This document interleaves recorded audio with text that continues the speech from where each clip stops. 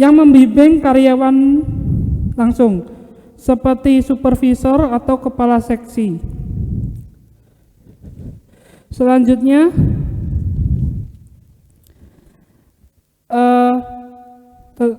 prinsip manajemen.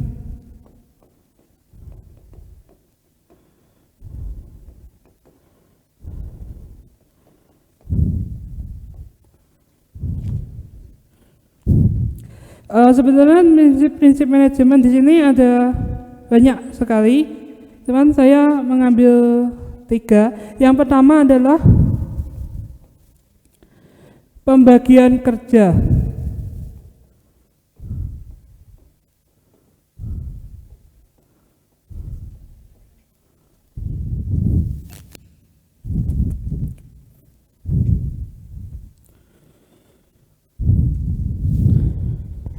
Pekerja dibagi agar spesialisasi dapat meningkatkan efisien.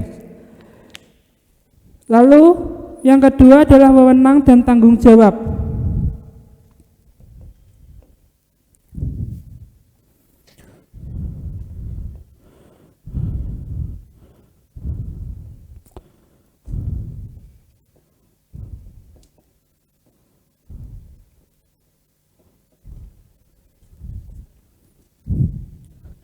Manajer harus memiliki wewenang untuk memberikan perintah dan bertanggung jawab atas pelaksanaannya. Yang terakhir adalah disiplin.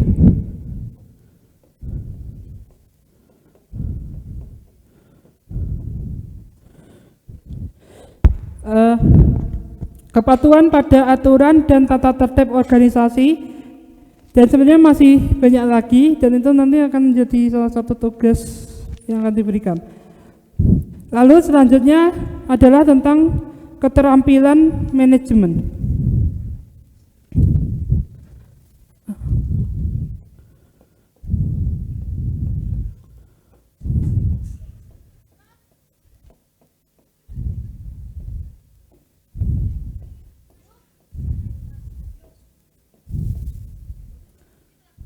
Yang pertama adalah technical skill.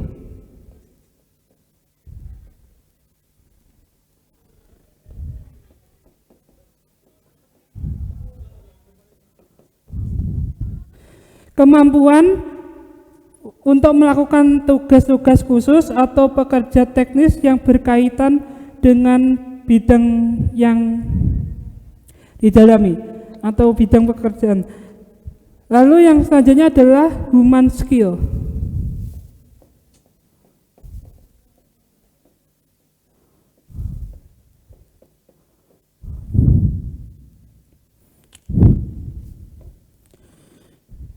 Kemampuan untuk berkomunikasi, memotivasi dan bekerja sama dengan orang lain secara efektif.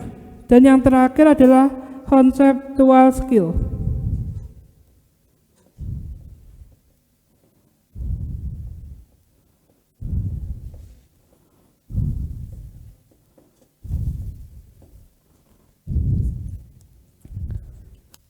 Dan conceptual skill itu adalah kemampuan berpikir abstrak, melihat gambaran besar dan merancang strategi untuk masa depan. Dan yang terakhir di sini tentang peran manajemen dalam organisasi.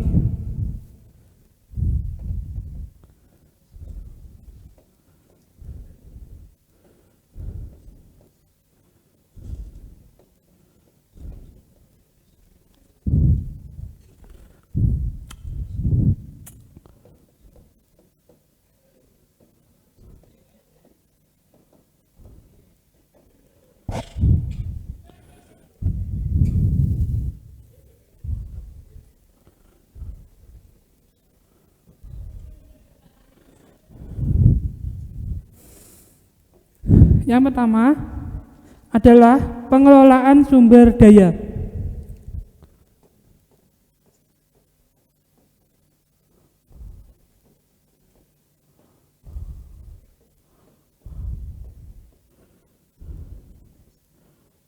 Selanjutnya adalah menciptakan struktur organisasi.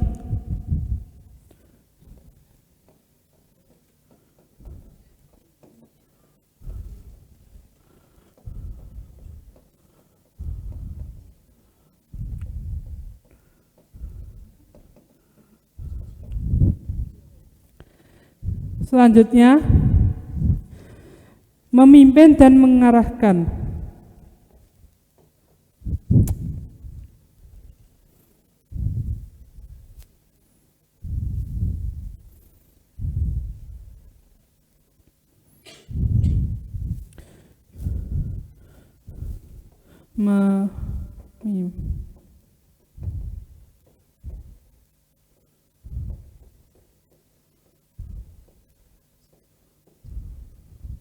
Dan yang terakhir adalah memonitor dan mengevaluasi.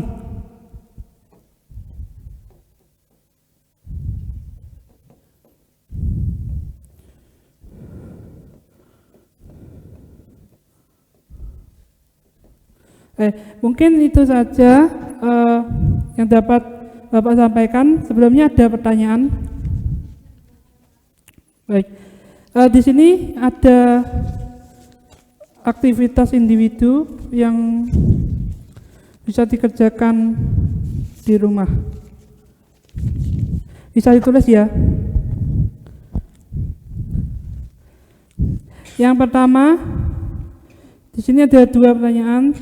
Jawablah pertanyaan berikut. Yang pertama, apa pengertian manajemen menurut kalian?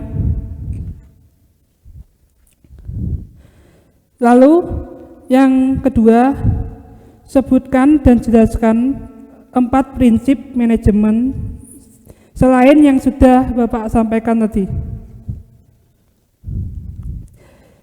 Nomor 2, berikan contoh kegiatan sehari-hari yang menunjukkan fungsi manajemen, perencanaan, perorganisasian, pelaksanaan, dan pengawasan. Yang ketiga, tuliskan pengalaman kalian saat mengorganisasi sebuah kegiatan, misalnya kerja kelompok, acak kelas, dan lain-lain, dan fungsi manajemen apa saja yang kalian lakukan.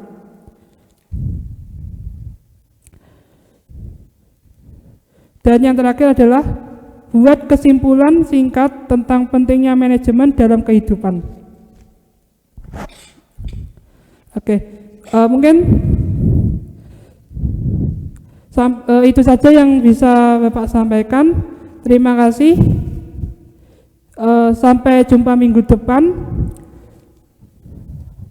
Wassalamualaikum warahmatullahi wabarakatuh.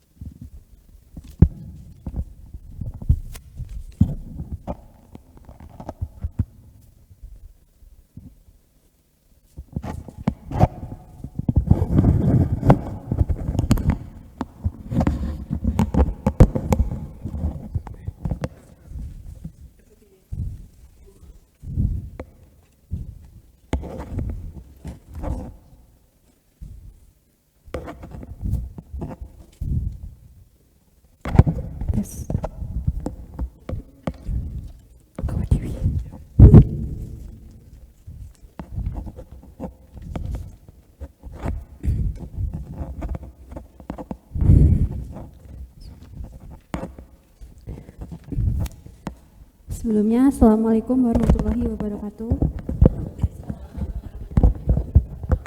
Bagaimana kabarnya hari ini anak-anak? Baik, sebelum kita melakukan pembelajaran pada siang hari ini, langkah baiknya kita berdoa terlebih dahulu. Berdoa menurut agama dan kepercayaan kita masing-masing. Berdoa mulai. Berdoa selesai. Hari ini ada yang tidak masuk? Ibu absen terlebih dahulu ya. Dewa, Resti, Dina, Dila, Alifah, Tia, Noval. Baik.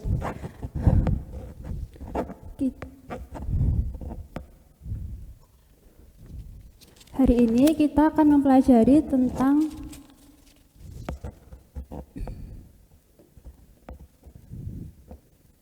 tiga masalah pokok ekonomi.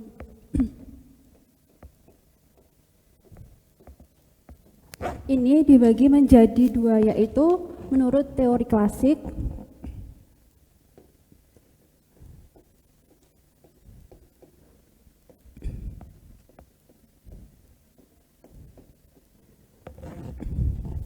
dalam teori klasik ini dibagi tiga masalah pokok ekonomi ini dibagi menjadi tiga. Yang pertama itu ada masalah produsen.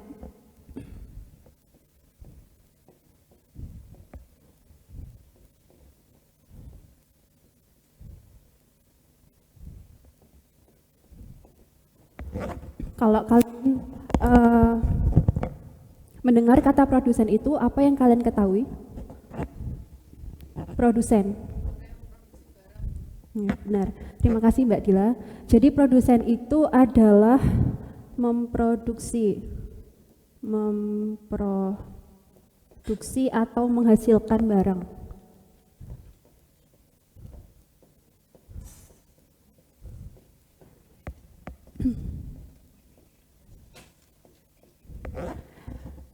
Yang kedua itu ada masalah distribusi.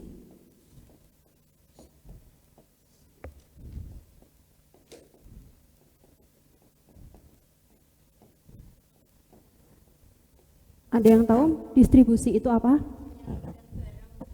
Iya, terima kasih, benar jawabannya. Jadi distribusi itu adalah menyalurkan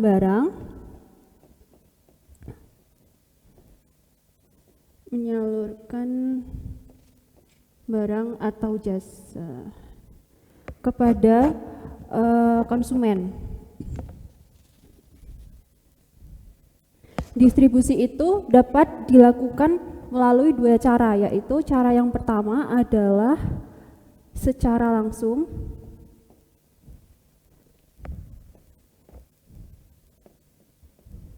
dan yang kedua itu tidak langsung.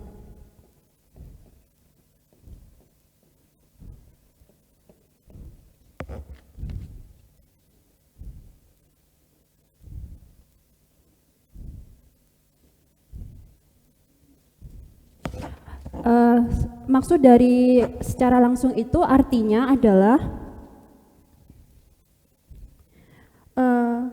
menyalurkan barang dan juga jasa itu tanpa adanya perantara. Contohnya adalah pedagang atau penjual martabak yang dimana dia menghasilkan atau menjual barangnya sendiri kepada konsumen. Sedangkan kalau tidak langsung itu artinya adalah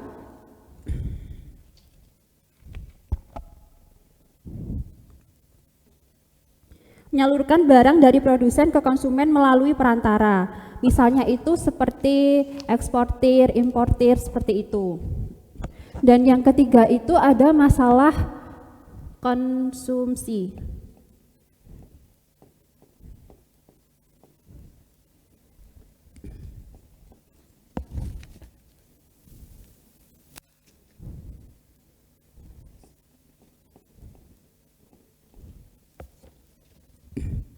Jadi masalah konsumsi ini adalah penggunaan atau memanfaatkan barang atau jasa yang dihasilkan oleh produsen. Jadi ini adalah memanfaatkan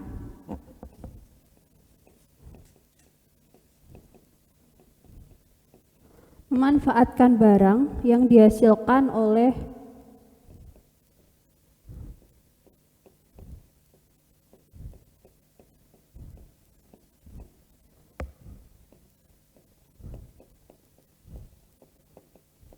produsen.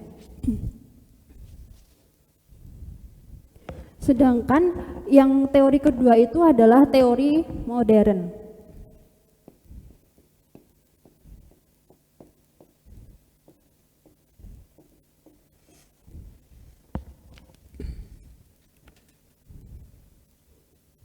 Dalam teori modern ini dibagi menjadi 3. Yang pertama itu ada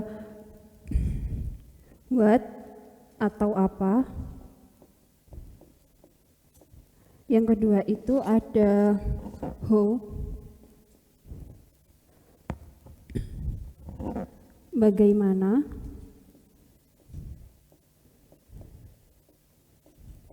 Dan yang terakhir itu ada for whom.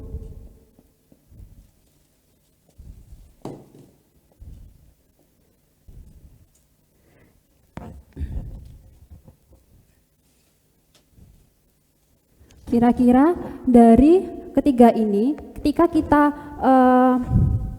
mendengar kata apa, jadi kira-kira pertanyaannya seperti apa kalau kita membahas tentang 3 masalah pokok ekonomi ini? Ya, pintar.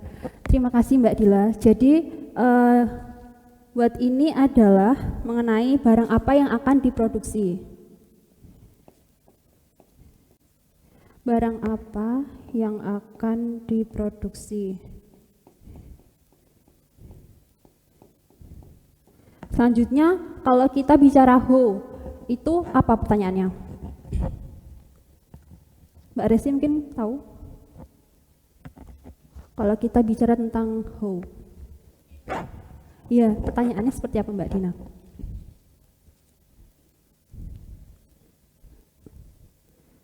Bagaimana cara memproduksi barang tersebut?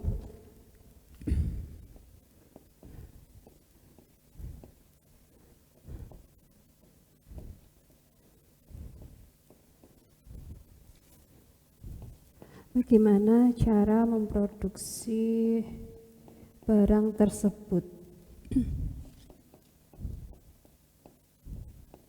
Selanjutnya yang terakhir itu adalah for whom. Itu adalah untuk siapa barang tersebut diproduksi.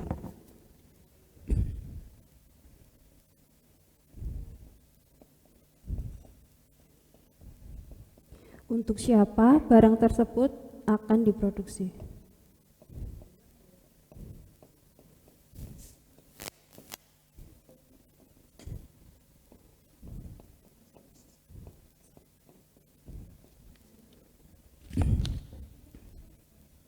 Ada yang tahu tidak faktor apa yang mempengaruhi dari kedua teori ini? Dari teori klasik dan juga teori modern. Mungkin Mbak Alifah, Mbak Tia.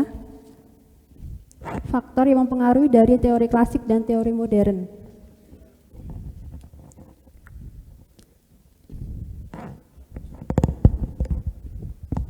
Jadi faktor yang mempengaruhi itu yang pertama ada sumber daya alam.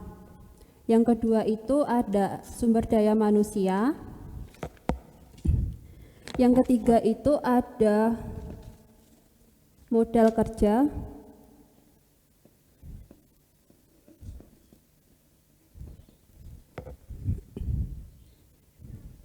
Yang keempat itu ada biaya distribusi.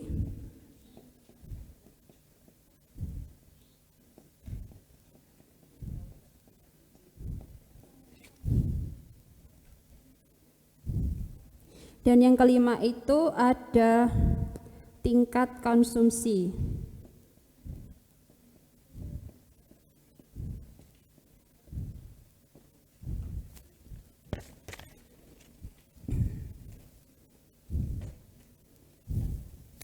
Nah, dari penjelasan yang sudah Ibu sampaikan, Ibu akan memberikan kalian studi kasus yang dimana nanti Ibu akan membentuk menjadi 2 kelompok.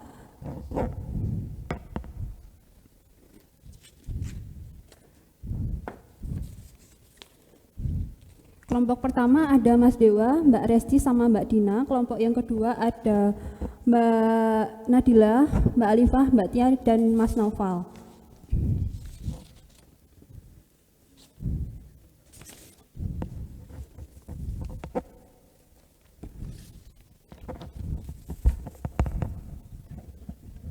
Ibu Bu, kasih waktu 5 menit, nanti jawabannya bisa dipaparkan ya. Selamat mengerjakan anak-anak.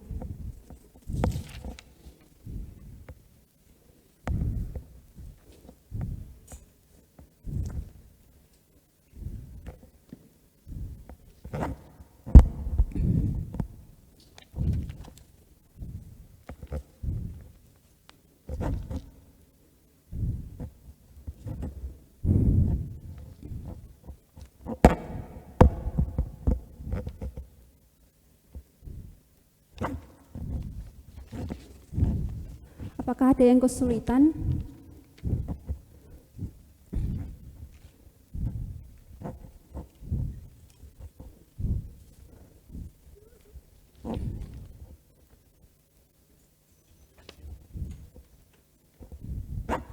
Sudah selesai anak-anak?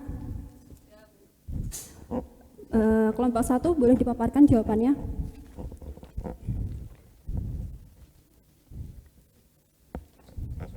Ya, soal pemerintah daerah. Pemerintah daerah X memiliki anggaran terbatas di saat yang sama. Wilayah tersebut mengalami dua masalah utama. Satu, banyak warga tidak memiliki akses terhadap air bersih. Yang kedua, permintaan wisatawan terhadap pembangunan kawasan wisata meningkat karena potensi alam daerah tersebut sangat menarik. Pemerintah hanya memiliki dana untuk membiayai salah satu proyek dalam jangka pendek. Pembangunan sistem air bersih untuk warga atau pembangunan infrastruktur wisata untuk menarik industri. Pertanyaan, jika kalian menjadi pengambil kebijakan, proyek mana yang kamu prioritaskan? Jelaskan keputusanmu berdasarkan 3 masalah ekonomi, apa, bagaimana, dan untuk siapa barang atau jasa tersebut. Yang pertama, apa yang diproduksi, fasilitas penelitian air bersih karena merupakan kebutuhan pokok masyarakat. Yang kedua yaitu bagaimana memproduksi melalui pengembangan instalasi pengelolaan air dan juga distribusi ke rumah warga dengan melibatkan tenaga kerja lokal. Untuk siapa? Untuk seluruh masyarakat, terutama kelompok miskin yang selama ini kesulitan mendapatkan air bersih. Alasannya karena kebutuhan dasar masyarakat harus menjadi prioritas utama. Tanpa akses air bersih, kesehatan dan produktivitas warga akan terganggu, dan hal itu bisa menimbulkan biaya sosial lebih tinggi bagi masa depan. Terima kasih atas jawabannya dari kelompok 1. Boleh diberikan aplaus untuk kelompok 1. Baik, selanjutnya kelompok 2 boleh dibacakan jawabannya. Jawabannya yang pertama yaitu apa yang diproduksi. Infrastruktur pariwisata seperti dan akses penginapan dan juga promosi destinasi wisata. Yang kedua yaitu bagaimana memproduksinya. Dengan bekerja sama dengan investor swasta dan menggunakan anggaran untuk membangun infrastruktur awal agar menarik investor. Terus yang ketiga itu untuk siapa? Untuk siapa? Untuk wisatawan dan juga masyarakat lokal secara tidak langsung melalui penciptaan lapangan kerja dan peningkatan pendapatan daerah. Alasannya yaitu ya, membangun sektor pariwisata bisa meningkatkan pendapatan daerah dan membuka banyak lapangan kerja. Uang yang diperoleh kemudian bisa digunakan untuk membangun infrastruktur lainnya di masa depan. Ini adalah investasi pertamanya.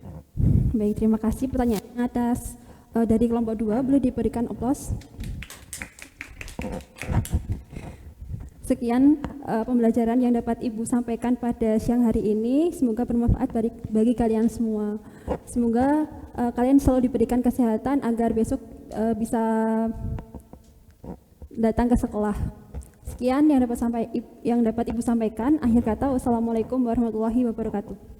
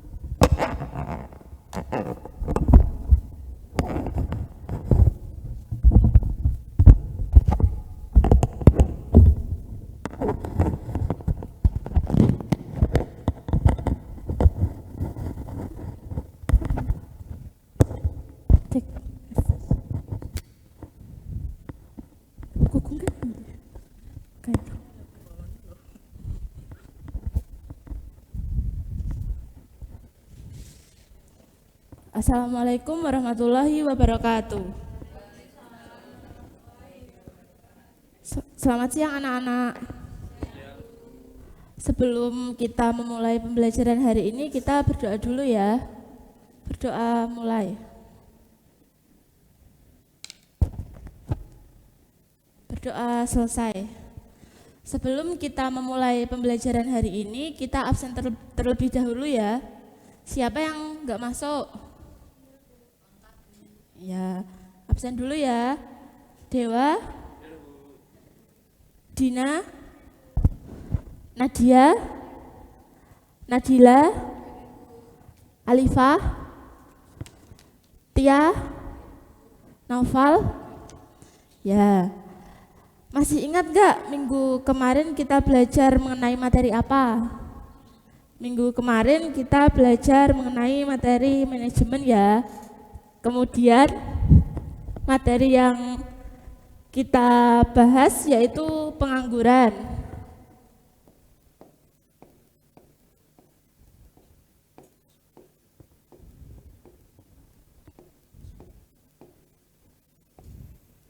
Ada yang tahu tidak pengangguran itu apa? Betul. Ada lagi? Pengangguran adalah kelompok kerja yang tidak bekerja atau sedang mencari pekerjaan. Pengangguran dapat terjadi karena jumlah penawaran tenaga kerja lebih besar daripada permintaan tenaga kerja. Dengan kata lain, terjadi surplus atau kelebihan penawaran di pasar tenaga kerja ya. Nah, di sini ada yang tahu nggak jenis pengangguran berdasarkan ciri-cirinya? Ya, hari ini kita belajar mengenai jenis-jenis pengangguran berdasarkan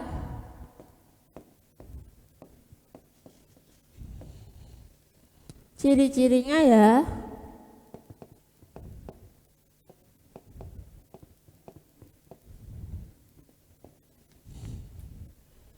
Yang pertama ada pengangguran terbuka.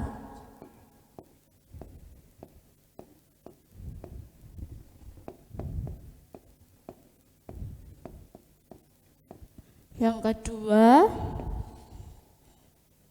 pengangguran terselubung.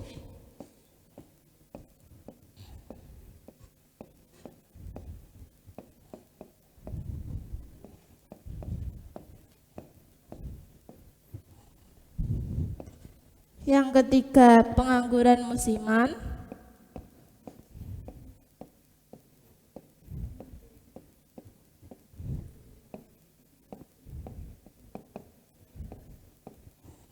Yang keempat ada setengah menganggur.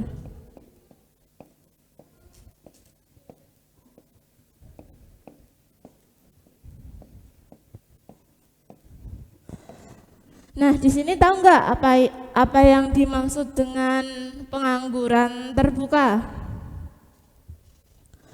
Ada yang tahu tidak? Apa? Ada yang tahu? Pengangguran terbuka adalah kesempatan kerja lebih sedikit dibandingkan tenaga kerja sehingga tidak sesuai. Ada yang tahu tidak contohnya pengangguran terbuka itu apa? Ayo, ada yang tahu tidak? Jadi contohnya pengangguran terbuka itu adalah lulusan teknik mesin. Nah, di situ tidak ada kesempatan kerja atau lowongan pekerjaan yang membuka atau membutuhkan lulusan teknik mesin sehingga orang tersebut harus menganggur ya. Terus yang kedua ada pengangguran terselubung. Ada yang tahu nggak pengangguran terselubung itu apa? Pengangguran terselubung adalah angkatan yang sudah bekerja namun tidak bekerja secara optimal karena ketidaksesuaian latar belakang pendidikan atau pekerjaan, tidak sesuai dengan bakat dan kemampuannya ya. Tidak sesuai bakat dan kemampuannya, itu pengangguran terselubung. Ada yang tahu tidak pengangguran terselubung itu contohnya apa? Ayo, ada yang tahu tidak? Pengangguran terselubung.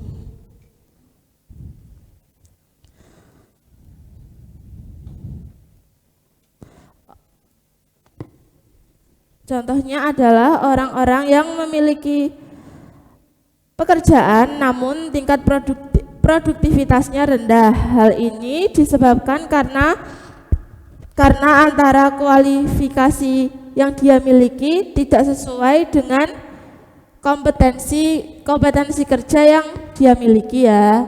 Kemudian ada pengangguran musiman. Pengangguran musiman ini terjadi akibat pergantian musim. Contohnya seperti di musim kemarau, petani yang memiliki kebun tidak bisa melakukan pekerjaannya karena pada saat musim kemarau tanahnya kering, sehingga apapun yang mereka tanam akan mati atau tidak subur. Maka dari itu di musim kemarau tidak ada yang berkebun karena musimnya yang kurang bagus. Kemudian ada setengah menganggur. Setengah menganggur adalah penduduk yang bekerja kurang dari jam kerja normal, kurang dari 35 jam per minggu ya. Ini hanya orang-orang yang waktu bekerjanya hanya sebentar, 4 jam dalam satu hari.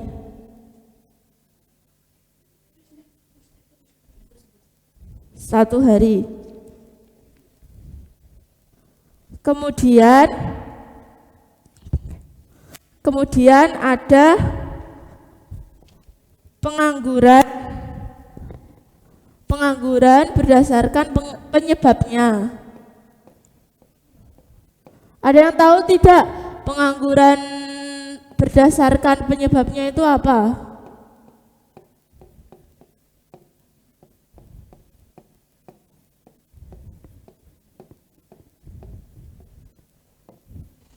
Ada yang tahu tidak?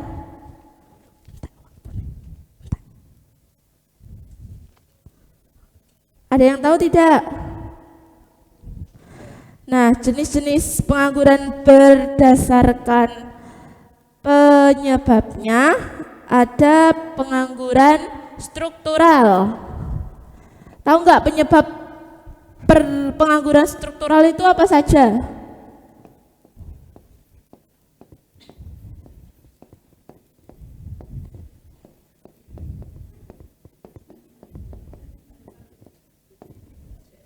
Tahu nggak pengangguran struktural itu apa? Terjadi karena apa? Ada yang tahu? Ada yang tahu? Pengangguran struktural itu terjadi karena adanya perubahan struktur ekonomi suatu negara, misalnya perubahan dari negara yang berstruktur agraris menjadi negara industri. Pengangguran ini disebabkan karena keahlian yang dimiliki oleh tenaga kerja tidak sesuai dengan pekerjaan yang saat ini mereka butuhkan. Yang kedua, ada pengangguran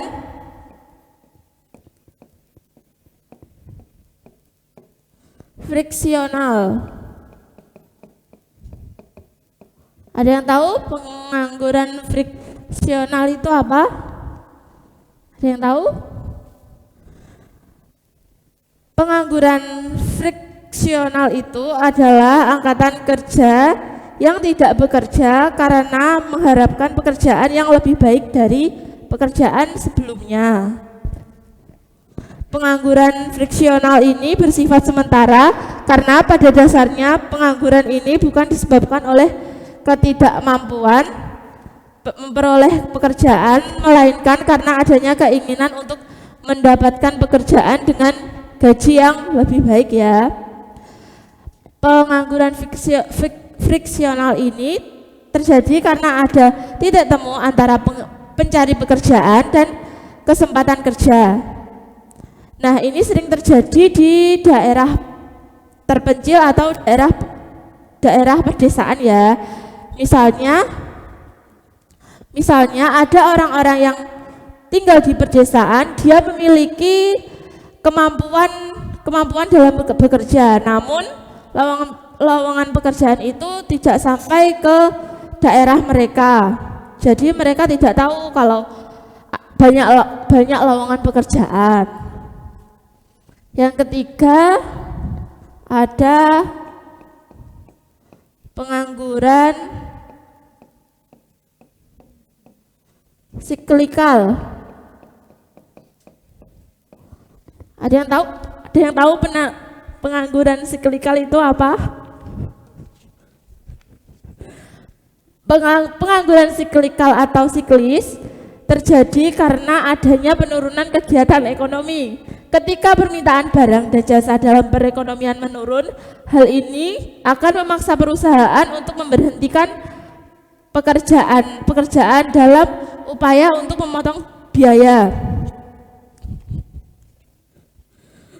Nah, pengangguran siklikal ini terjadi karena apa tadi?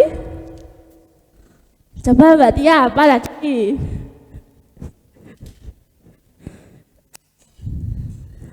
Ya, pengangguran siklikal tadi terjadi karena menurunnya kegiatan ekonomi ya.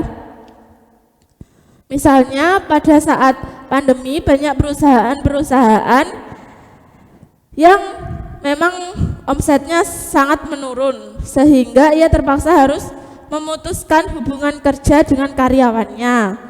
Misalnya ada 100 karyawan, karena produk yang mereka jual semakin berkurang minatnya, maka dari itu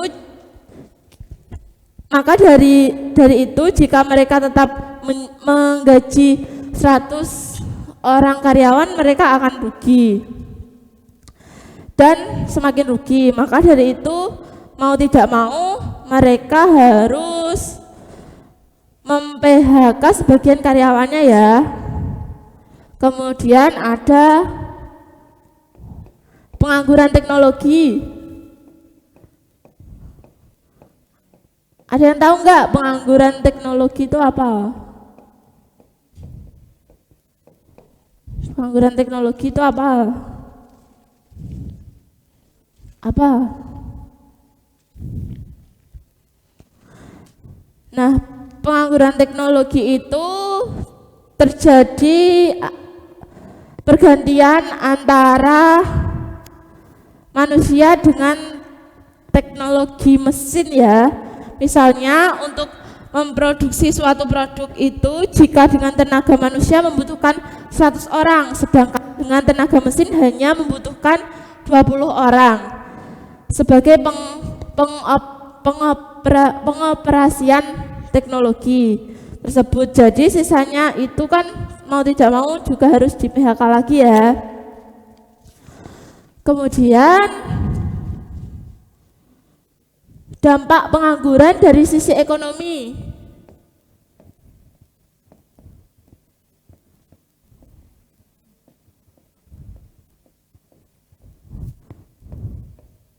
Tahu nggak dampak pengangguran dari sisi ekonomi itu apa? Apa? Ayo, apa? Dampak pengangguran dari sisi ekonomi. Iya, betul Mbak Dina. Ada lagi? Mbak Alifah? Ya. Dari segi ekonomi adalah turunnya pendapatan nasional dan pendapatan per kapita dan kurangnya penerimaan negara akibat rendahnya pajak penghasilan. Ketika masyarakat banyak yang tidak bekerja, mereka tidak memiliki pendapatan sehingga menurunkan pendapatan nasional dan pendapatan per kapita. Kemudian dari sisi sosial, memberikan beban psikologis bagi pengangguran dan meningkatkan angka kriminalitas. Mereka yang tidak bekerja karena kualifikasi tidak sesuai, mereka sulit mencari pekerjaan banyak. Mereka yang mencuri bahkan sampai ada yang begal. Kemudian ada upaya mengatasi pengangguran ya. Ada yang tahu enggak upaya mengatasi pengangguran itu apa? Betul, ada lagi? Yang pertama di sini ada satu, meningkatkan investasi. Investasi bagi perusahaan akan meningkatkan modal perusahaan untuk membuka usaha-usaha baru. Dengan begitu, penyerapan tenaga kerja dapat dilakukan oleh perusahaan. Dengan mempermudah alur investasi akan menimbulkan dampak yang luas karena selain itu dapat menyerap tenaga kerja. Investasi juga dapat menggerakkan perekonomian dan meningkatkan pertumbuhan ekonomi ya. Kemudian ada yang kedua, pelatihan kerja. Pengangguran dapat timbul karena angkatan kerja tidak memiliki keterampilan yang dibutuhkan. Oleh karena itu, untuk mengatasi perlu memberikan pelatihan-pelatihan yang dibutuhkan masyarakat sehingga mereka memiliki keahlian atau kualifikasi yang diperlukan di perusahaan. Pelatihan kerja juga dapat meningkatkan kualitas tenaga kerja sehingga bisa bekerja dengan optimal. Yang ketiga ada program kerjasama luar negeri. Pemanfaatan kerjasama dengan negara lain dapat dilakukan sebagai penyerapan tenaga kerja Indonesia. Kerjasama ini dilakukan oleh pihak swasta maupun pemerintah dengan kerjasama tersebut. Yang keempat, menggalakkan usaha UMKM, yaitu meningkatkan kesadaran masyarakat untuk menggiatkan UMKM. Salah satunya upaya mengatasi pengangguran.